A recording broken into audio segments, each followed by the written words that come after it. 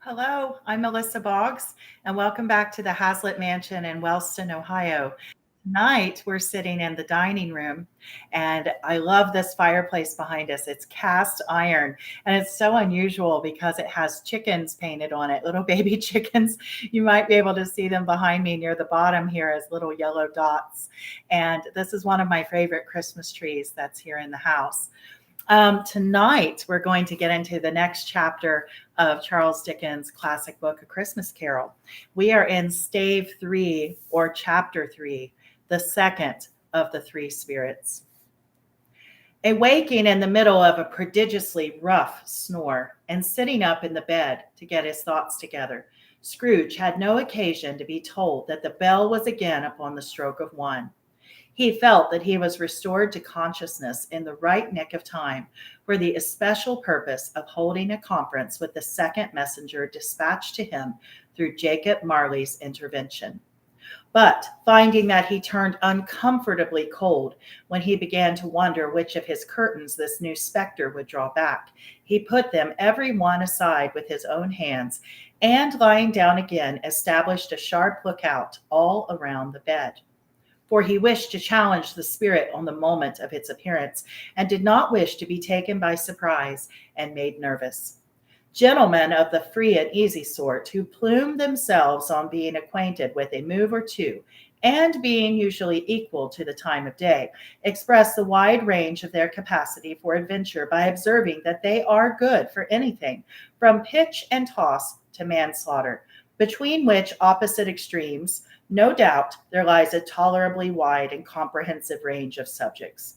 Without venturing for Scrooge quite as heartily as this, I don't mind calling on you to believe that he was ready for a good broad field of strange experiences, and that nothing between a baby and a rhinoceros would have astonished him very much.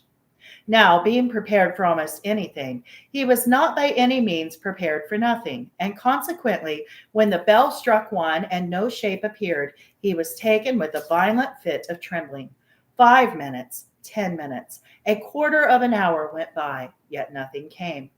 All this time he lay upon his bed, the very core and center of a blaze of ruddy light, which streamed upon it when the clock proclaimed the hour, and which, being only light, was more alarming than a dozen ghosts, as he was powerless to make out what it meant or would be at, and was sometimes apprehensive that he might be at that very moment an interesting case of spontaneous combustion without having the consolation of knowing it. At last, however, he began to think, as you or I would have thought at first, for it is always the person not in the predicament who knows what ought to have been done in it, and would unquestionably have done it too. At last, I say, he began to think that the source and secret of this ghostly light might be in the adjoining room. From thence, on further tracing, it seemed to shine.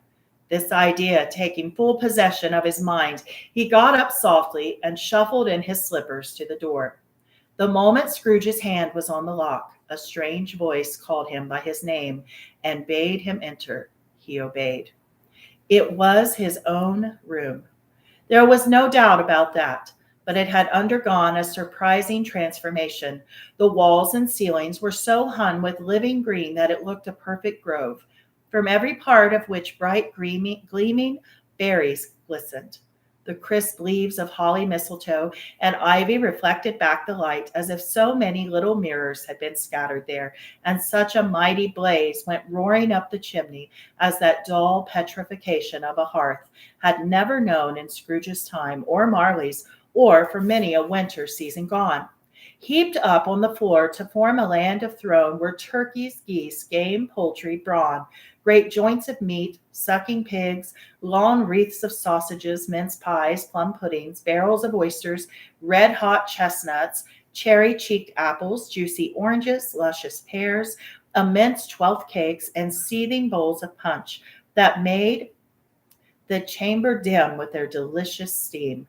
In easy stare upon this couch there sat a jolly giant, glorious to see, who bore a glowing torch, in shape not unlike Plenty's horn, and held it high, high up to shed its light on Scrooge as he came peeping round the door.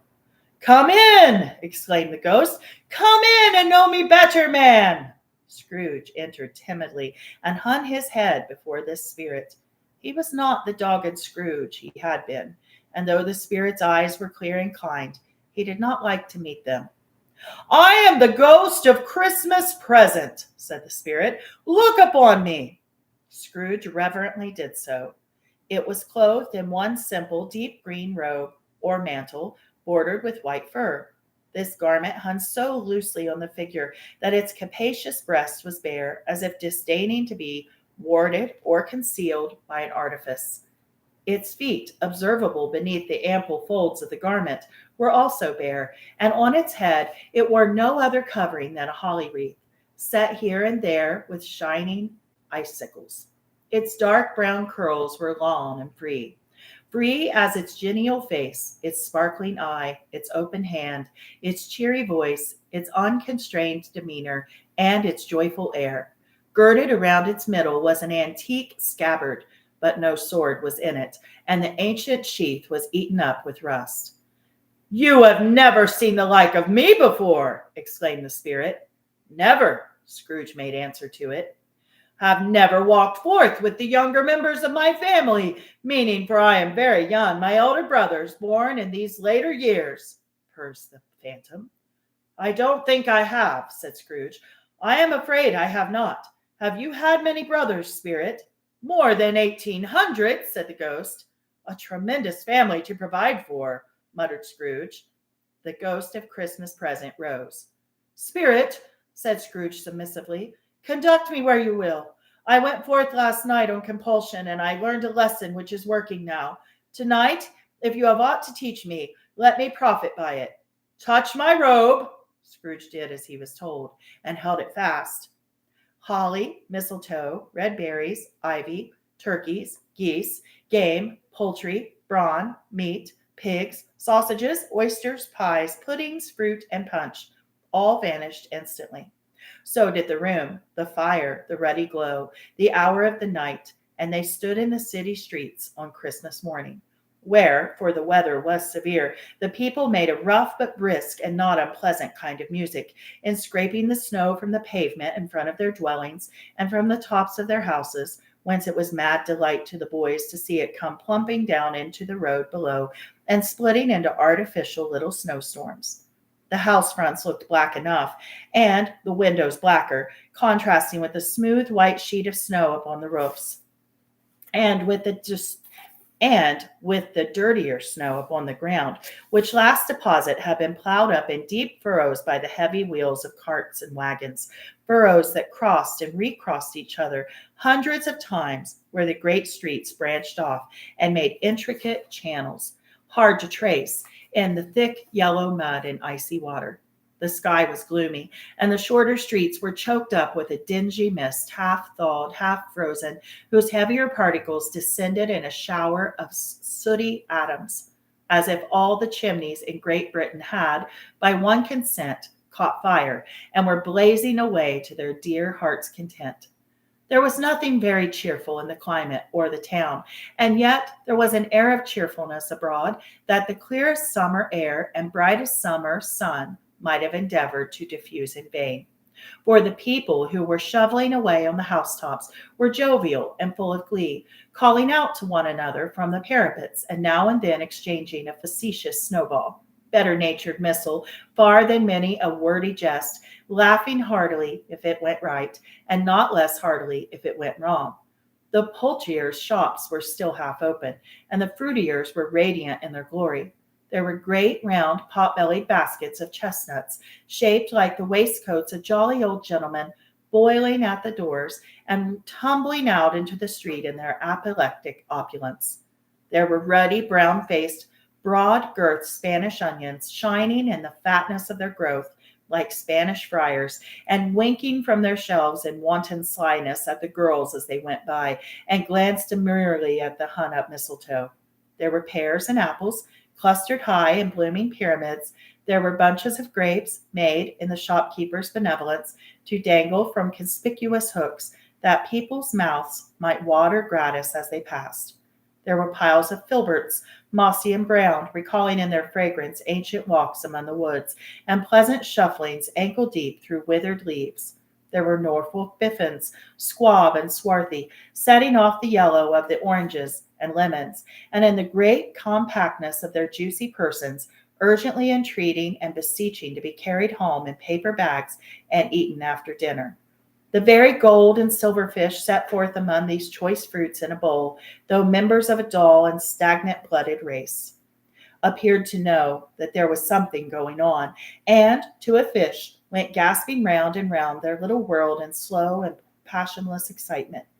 The grocers, oh, the grocers, nearly closed with perhaps two shutters down, or one, but through these gaps such glimpses. It was not alone that the scales descending on the counter made a merry sound, or that the twine and roller parted company so briskly, or that the canisters were rattling up and down like jiggling tricks, or even that the blended scents of tea and coffee were so grateful to the nose, or even that the raisins were so plentiful and rare, the almonds so extremely white, the sticks of cinnamon so long and straight, the other spices so delicious, the candied fruits so caked and spotted with molten sugar as to make the coldest lookers on feel faint and subsequently bilious.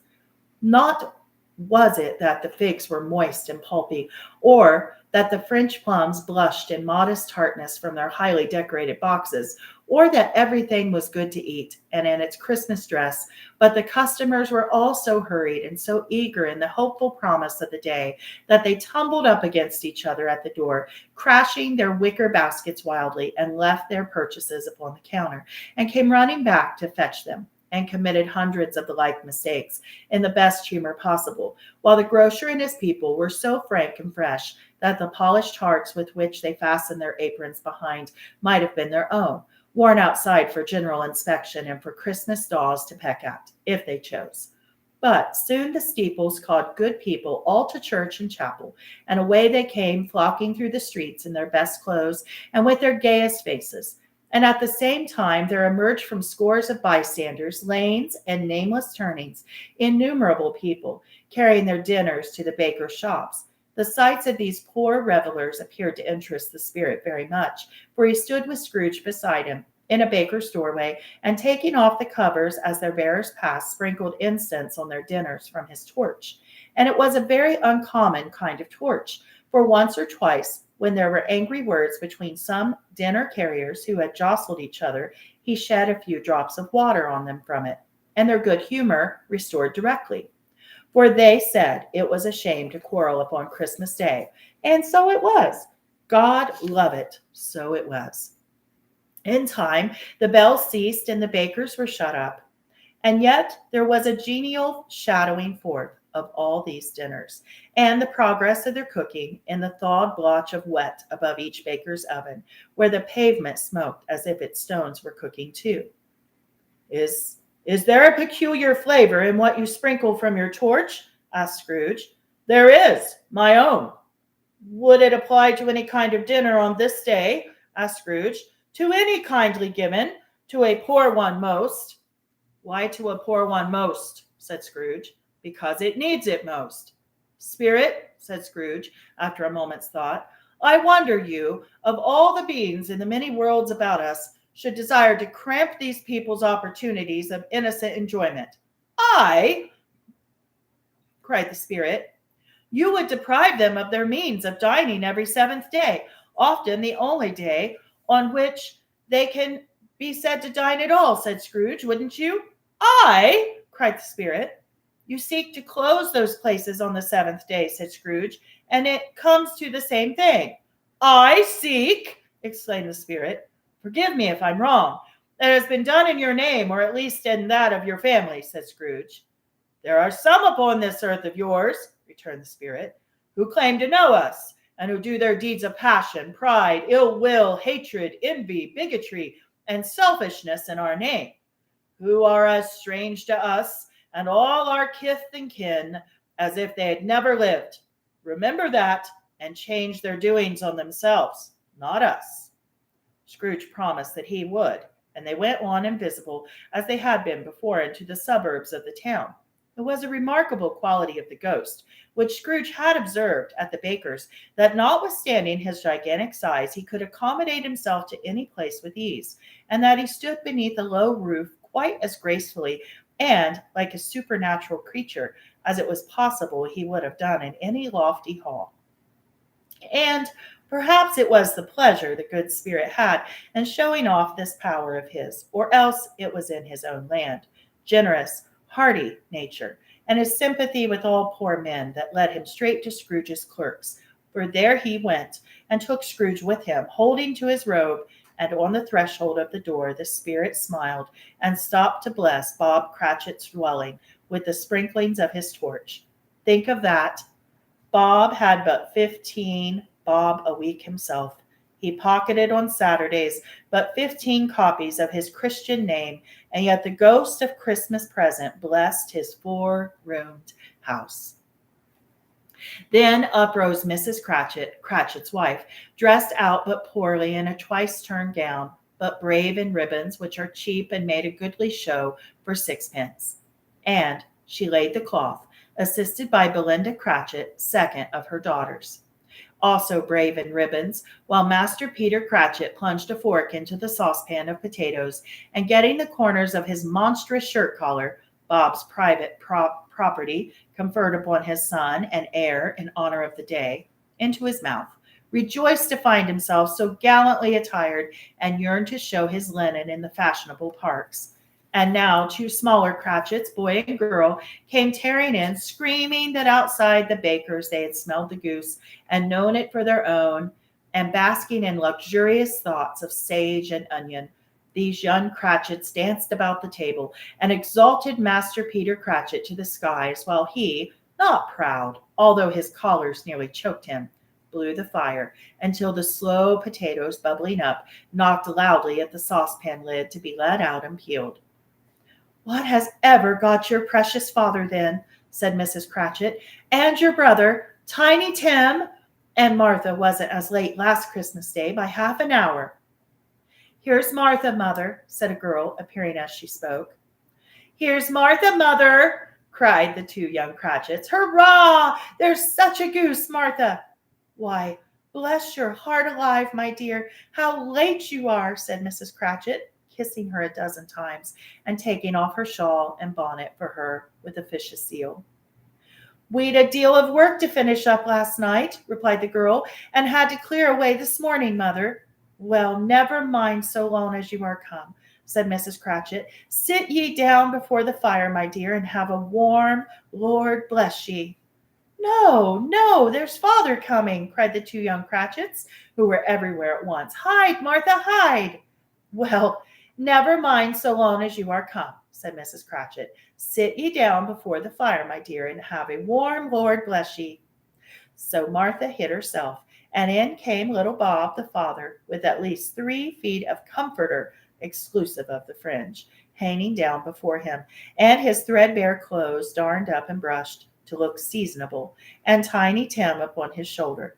Alas for Tiny Tim! He bore a little crutch, and had his limbs supported by an iron frame. "Why, where's our Martha?" cried Bob Cratchit, looking round. "Not coming," said Miss Cratchit.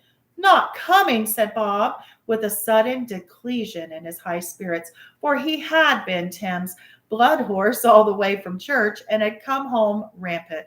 "Not coming upon Christmas Day." Martha didn't like to see him disappointed, if it were only a joke, so she came out prematurely from behind the closet door and ran into his arms, while the 2 young Cratchits hustled Tiny Tim and bore him off into the wash-house, that he might hear the pudding singing to the copper. "And how did little Tim behave?" asked Mrs. Cratchit, when she had rallied Bob on his credulity, and Bob had hugged his daughters to his heart's content. "As good as gold," said Bob, "and better. Somehow he gets thoughtful sitting by himself so much, and thinks the strangest things you ever heard. He told me coming home that he hoped the people saw him in the church, because he was a cripple, and it might be pleasant to them to remember upon Christmas Day who made lame beggars walk and blind men to see." Bob's voice was tremulous when he told them this, and trembled more when he said that Tiny Tim was growing strong and hearty. His active little crutch was heard upon the floor, and back came Tiny Tim before another word was spoken, escorted by his brother and sister to the stool behind the fire, and while Bob, turning up his cuffs, as if, poor fellow, they were capable of being made more shabby, compounded some hot mixture in a jug with gin and lemons, and stirred it round and round, and put it on the hob to simmer. Master Peter and the two ubiquitous young Cratchits went to fetch the goose, with which they soon returned in high procession.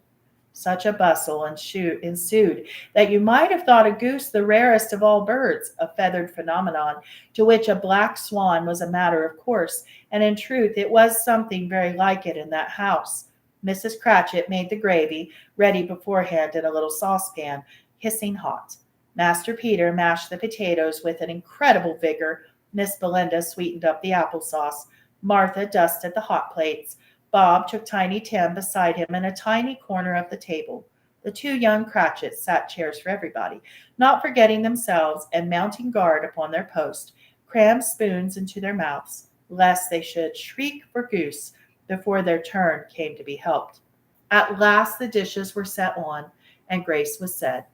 It was succeeded by a breathless pause as Mrs. Cratchit, looking slowly all along the carving knife, prepared to plunge it into the bird. But when she did, and when the long-expected gush of stuffing issued forth, one murmur of delight arose all around the board, and even Tiny Tim, excited by the two young Cratchits, beat on the table with the handle of his knife and feebly cried, "Hurrah!" There never was such a goose. Bob said he didn't believe there ever was such a goose cooked. Its tenderness and flavor, size and cheapness were the themes of universal admiration.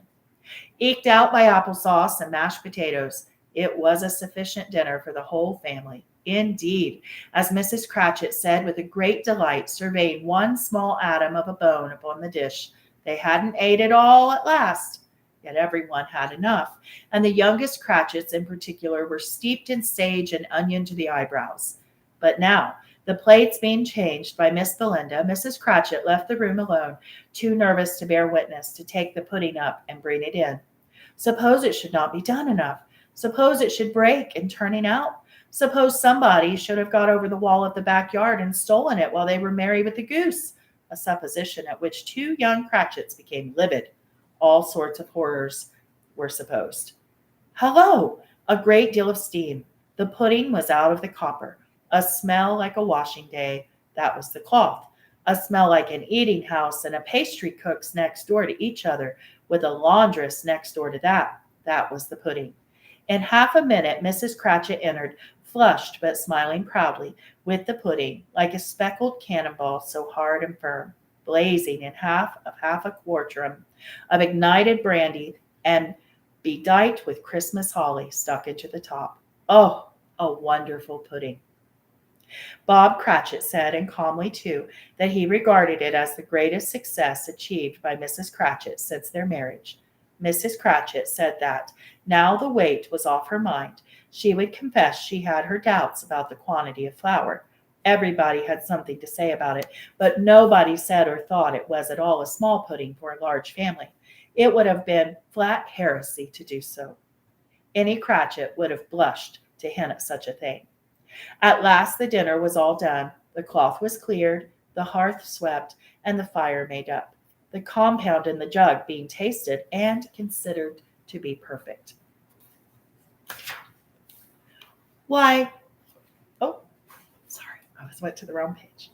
Apples and oranges were put upon the table, and a shovel full of chestnuts on the fire.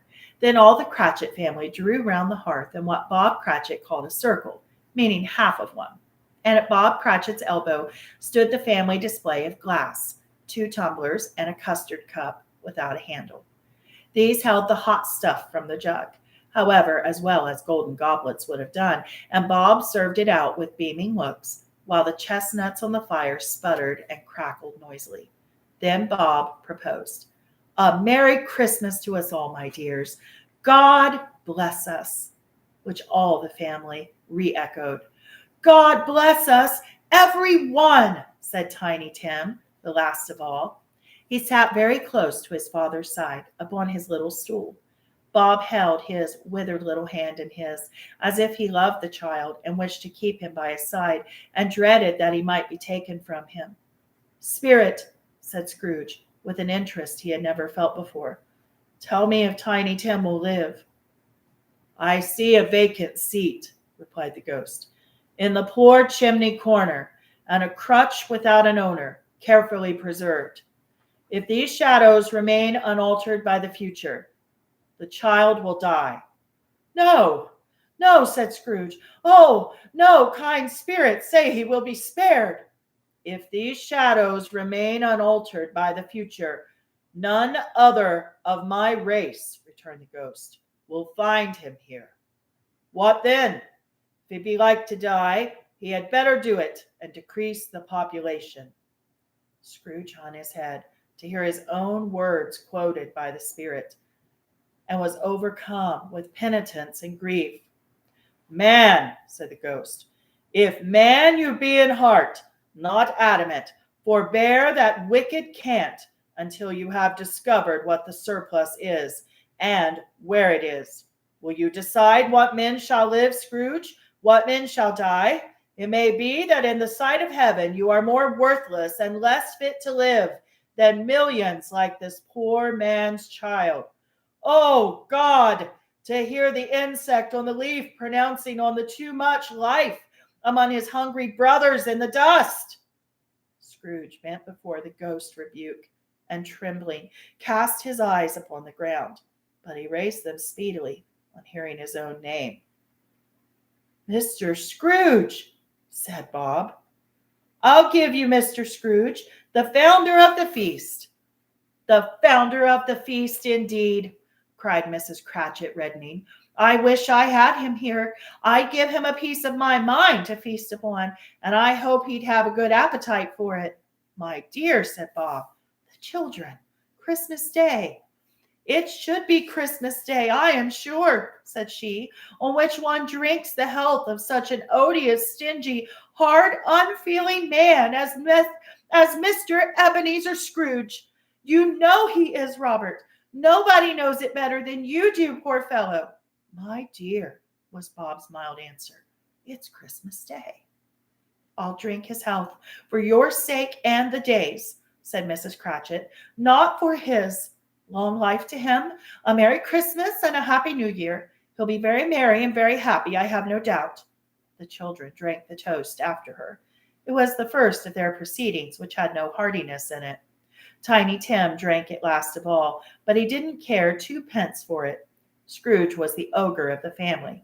The mention of his name cast a dark shadow on the party, which was not dispelled for a full 5 minutes. After it had passed away, they were 10 times merrier than before, from the mere relief of Scrooge the Baleful being done with. Bob Cratchit told them how he had a situation in his eye for Master Peter, which would bring in, if obtained, full 5 and 6 weekly. The 2 young Cratchits laughed tremendously at the idea of Peter's being a man of business, and Peter himself looked thoughtfully at the fire from between his collars, as if he were deliberating what particular investments he should favor when he came into the receipt of that bewildering income. Martha, who was a poor apprentice at a milliner's, then told them what kind of work she had to do and how many hours she worked at a stretch, and how she meant to lie abed tomorrow morning for a good long rest, tomorrow being a holiday she passed at home. Also how she had been a countess and a lord some days before, and how the lord was much about as tall as Peter. At which Peter pulled up his collar so high that you wouldn't have seen his head if you had been there. All this time the chestnuts and the jug went round and round, and by they had a song about a lost child traveling in the snow from Tiny Tim, who had a plaintive little voice and sang it very well indeed. There was nothing of high mark in this. They were not a handsome family. They were not well dressed. Their shoes were far from being waterproof. Their clothes were scanty, and Peter might have known, and very likely did, the inside of a pawnbroker's. But they were happy.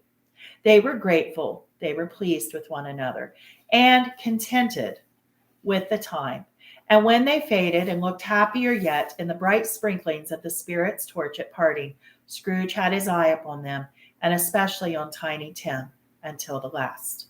But this time it was getting dark and snowing pretty heavily, and as Scrooge and the spirit went along the streets, the brightness of the roaring fires in kitchens, parlors, and all sorts of rooms was wonderful. Here the flickering of the blaze showed preparations for a cozy dinner, with hot plates baking through and through before the fire, and deep red curtains ready to be drawn to shut out the cold and darkness. There, all the children of the house were running out into the snow to meet their married sisters, brothers, cousins, uncles, aunts, and be the first to greet them. Here again were shadows of the window blinds of guests assembling, and there a group of handsome girls, all hooded and fur booted, and all chattering at once, tripped lightly off to some neighbor's house, where woe upon the single man who saw them enter. Artful witches! Well, they knew it in a glow. But if you had judged from the number of people on their way to friendly gatherings, you might have thought that no one was at home to give them welcome when they got there, instead of every house expecting company and piling up in fires half chimney high.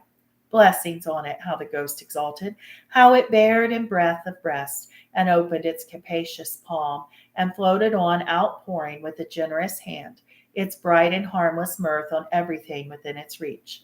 The very lamplighter who ran on before, dotting the dusky street with specks of light, and who was dressed to spend the evening somewhere, laughed out loudly as the spirit passed, though little keen the lamplighter that he had any company but Christmas.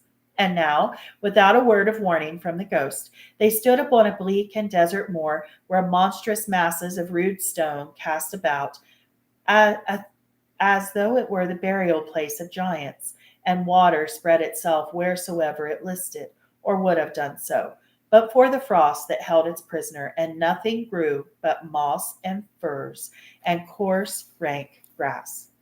Down in the west, the setting sun had left a streak of fiery red, which glared upon the desolation for an instant like a sullen eye, and frowning lower, lower, lower yet, was lost in the thick gloom of darkest night. "What place is this?" asked Scrooge. "A place where miners live, who labor in the bowels of the earth," returned the spirit. "But they know me. See!" A light shone from the window of a hut, and swiftly they advanced toward it. Passing through the wall of mud and stone, they found a cheerful company assembled around a glowing fire, an old man and woman, with their children and their children's children, and another generation beyond that, all decked out gaily in their holiday attire. The old man, in a voice that seldom rose above the howling of the wind upon the barren waste, was singing them a Christmas song. It had been a very old song when he was a boy, and from time to time they all joined in the chorus. So surely as they raised their voices, the old man got quite blithe and loud, and so surely as they stopped, his vigor sank again. The spirit did not tarry here, but bade Scrooge hold his robe, and passing on above the moor, sped whither? Not to see. To see. To Scrooge's horror, looking back, he saw the last of the land, a frightful range of rocks behind them, and his ears were deafened by the thundering of water as it rolled and roared and raged among the dreadful caverns it had worn and fiercely tried to undermine the earth. Built upon a dismal reef of sunken rocks, some leagues or so from shore, on which the waters chafed and dashed the wild year through, there stood a solitary lighthouse. Great heaps of seaweed clung to its base, and storm birds, born of the wind, one might suppose, as seaweed of the water, rose and fell about it like the waves they skimmed. But even here, two men who watched the light had made a fire, that through the loophole in the thick stone wall shed out a ray of brightness on the awful sea. Joining their horny hands over the rough table at which they sat, they wished each other Merry Christmas in their can of grog, and one of them, the elder too, with his face all damaged and scarred with hard weather as the figurehead of an old ship might be, struck up a sturdy psalm that was like a gale in itself. Again the ghost sped on, above the black sea and heaving sea, on, until being far away, as he told Scrooge, from any shore, they lighted on a ship. They stood beside the helmsman at the wheel, the lookout in the bow, the officers who had the watch, dark ghostly figures in their several stations, but every man among had the watch. They hummed a Christmas tune, or had a Christmas thought, or spoke below his breath to his companion of some bygone Christmas day, with homeward hopes belonging to it. And every man on board, waking or sleeping, good or bad, had had a kinder word for one another on that day in the year, and had shared to some extent in its festivities, and had remembered those he cared for at a distance, and had known that they delighted to remember him. It was a great surprise to Scrooge, while listening to the moaning of the wind and thinking what a solemn thing it was to move on through the lonely darkness over an unknown abyss, whose depths were secrets as profound as death. It was a great surprise to Scrooge, while thus engaged, to hear a hearty laugh.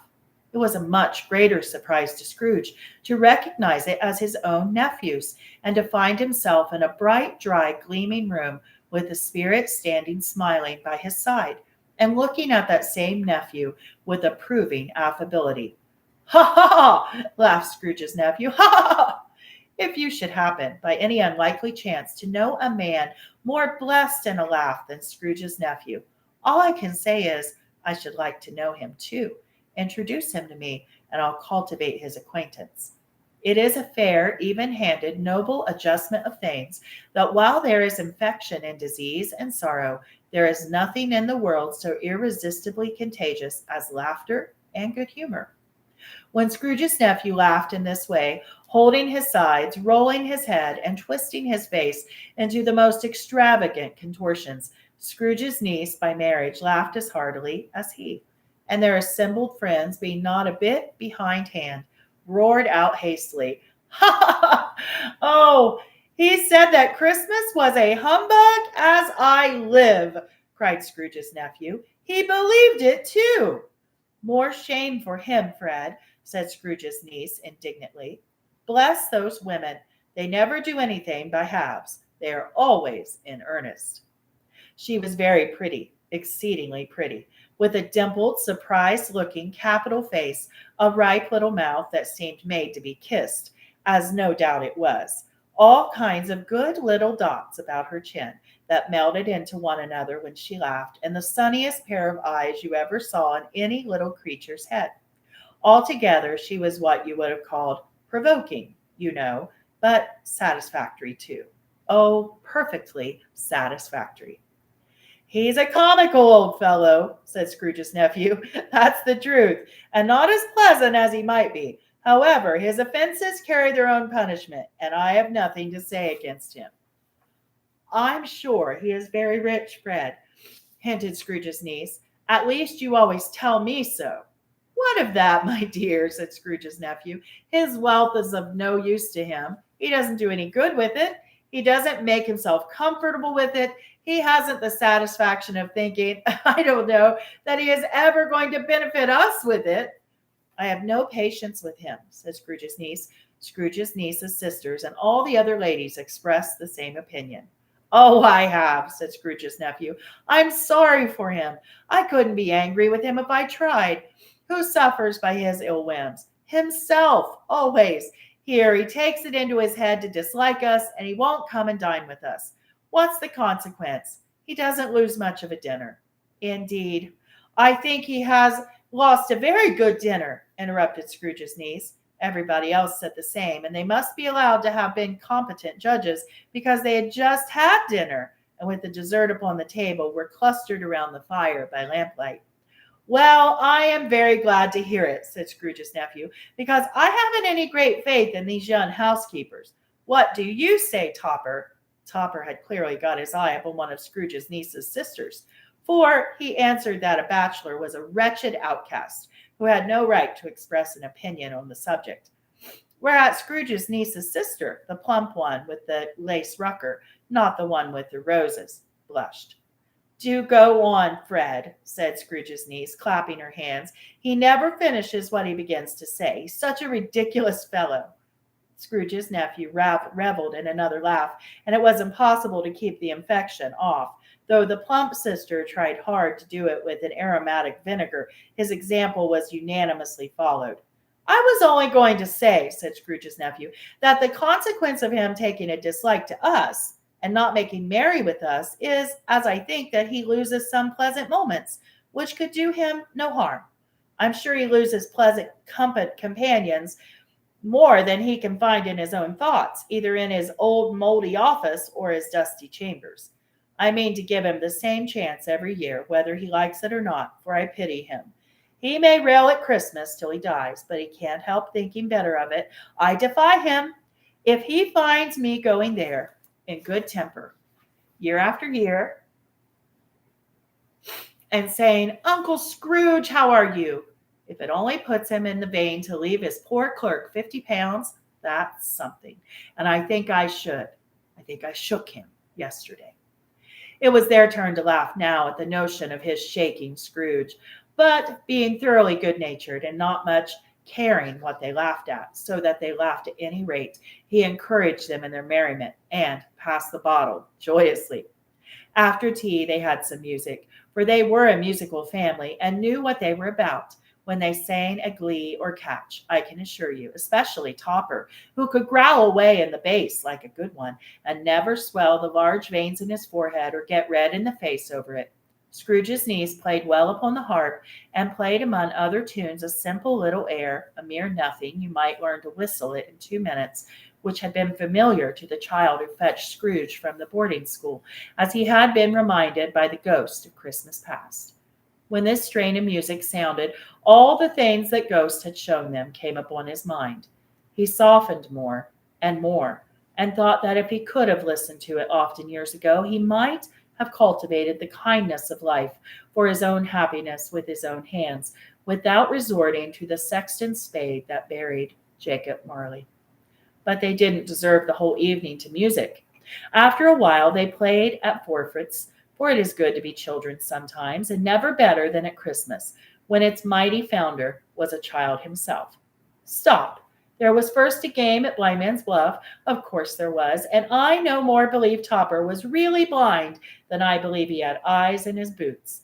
My opinion is that it was a done thing between him and Scrooge's nephews, and that the ghost of Christmas present knew it. The way he went after that plump sister in the lace tucker was an outrage on the credulity of human nature. Knocking down the fire irons, rumbling over the chairs, bumping up against the piano, smoothing himself among the curtains. Wherever she went, there went he. He always knew where the plump sister was. He wouldn't catch anybody else. If you had fallen up against him, as some of them did, on purpose, he would have made a feint of endeavoring to seize you, which would have been an affront to your understanding, and would instantly have sidled off in the direction of the plump sister. She often cried out that it wasn't fair, and really it was not. But when at last he caught her, when in spite of all her silken rustlings and her rapid flutterings past him, he got her into a corner whence there was no escape, then his conduct was the most execrable, for his pretending not to know her, his pretending that it was necessary to touch her head, and further to assure himself of her identity by pressing a ring upon her finger and a chain about her neck, was vile, monstrous. No doubt she told him her opinion of it when another blind man being in office, they were so very confidential together behind the curtains. Scrooge's niece was not one of the Blindman Bluff's party, but was made comfortable with a large chair and a footstool in a snug corner where the ghost and Scrooge were close behind her. But she joined in the forfeits and loved her love to admiration with all the letters of the alphabet. Likewise at the game of how, when, and where, she was very great, and to the secret joy of Scrooge's nephew, beat her sisters hollow, though they were sharp girls too, as Topper would have told you. There might have been 20 people there, young and old, but they all played, and so did Scrooge, for wholly forgetting in the interest he had in what was going on, that his voice made no sound in their ears. He sometimes came out with his guess quite loud, and very often guessed right, too, for the sharpest needle, best Whitechapel, warranted not to cut in the eye, was not sharper than Scrooge, blunt as he took it in the head to be. The ghost was greatly pleased to find him in this mood, and looked upon him with such fervor that he begged like a boy to be allowed to stay until the guests departed. But this, the spirit said, could not be done. "Here is a new game," said Scrooge. "1 half-hour, spirit, only one." It was a game called Yes and No, where Scrooge's nephew had to think of something, and the rest must find out what, he only answering to their questions yes or no, as the case was.